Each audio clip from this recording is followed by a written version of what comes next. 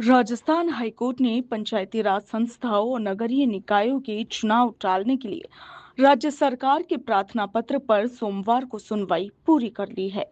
इस पर फैसला बाद में सुनाया जाएगा। उधर कोर्ट ने सुनवाई के दौरान 15 अप्रैल तक चुनाव नहीं करवाने पर नाराजगी जताई। मौखिक टिप्पणी करते हुए कहा कि ओबीसी आयोग की रिपोर्ट के लिए अनिश्चित काल तक इंतजार नहीं किया जा सकता। संवैधानिक प्रावधानों की भावना को बनाए रखना भी आवश्यक है।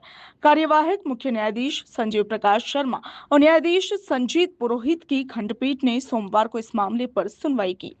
कोर्ट ने मौखिक रूप से सवाल किया कि ओबीसी आयोग की रिपोर्ट का इंतजार किए बिना चुनाव क्यों नहीं करवाए जाए। क्या ओबीसी सामान्य सीट पर चुनाव नहीं लड़ सकते? कोर्ट ने इस दौरान ये भी कहा कि राज्य सरकार ने चुनाव समय में करवाने का आश्वासन सुप्रीम कोर्ट में भी दिया था। राज्य सरकार की ओर से महाधिवक्ता राजेंद्र प्रसाद ने कहा कि आयोग की रिपोर्ट में अभी कम से कम तकरीबन 1.5 महीने का समय लगेगा। रिपोर्ट आने के बाद वार्ड आरक्षण की लॉटरी निकालने और उसके बाद चुनाव प्रक्रिया आगे बढ़ाने के लिए राज्य निर्वाचन आयोग को कम से कम 1.5 महीने का समय और लगेगा और ऐसे में चुनाव करवाने की समय सीमा बढ़ाई जाए।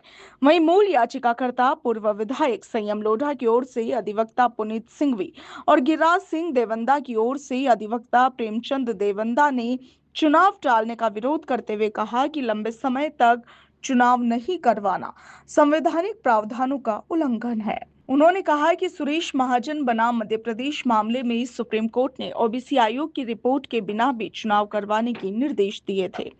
इसी दौरान महाधिवक्ता ने कहा कि बाद में आयोग की रिपोर्ट आने पर राहत भी दी गई थी।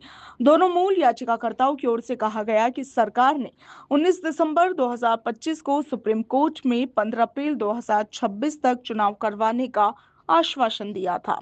राज्य निर्वाचन आयोग की ओर से भी खंडपीठ के समक्ष पक्ष रखा गया। उधर अवमानना याचिका पर सुनवाई 18 को चुनाव 15 अप्रैल 2026 तक नहीं कराने को लेकर संयम लोढ़ा और गिरिराज सिंह देवेंदा की ओर से अवमानना याचिका दायर की गई, जिस पर अब 18 मई को सुनवाई होनी है।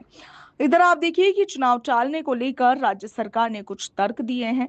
राज्य सरकार का तर्क है कि नगरीय निकाय चुनाव के लिए 1,25,900 और पंचायत चुनाव के लिए 2,39,590 कार्मिकों की जरूरत है। दोनों चुनावों में लगभग 70% कार्मिक शिक्षक होंगे। सरकार का कहना है कि इस दौरान स्कूलों में अप्रैल में नामांकन, मई जून में समर वेकेशंस होंगे और फिर मई जून में लू और जुलाई से सितंबर तक बारिश और खेती का मौसम है। साथ ही अन्य स्थानीय निकायों का कार्यकाल सितंबर, अक्टूबर और दिसंबर में समाप्त होगा। इसीलिए चुनाव बाद में करवाना ही सुगम होगा। अब देखना यह है कि अगली सुनवाई के बाद कोर्ट इस मामले को लेकर क्या कुछ रुख अख्तियार करता है।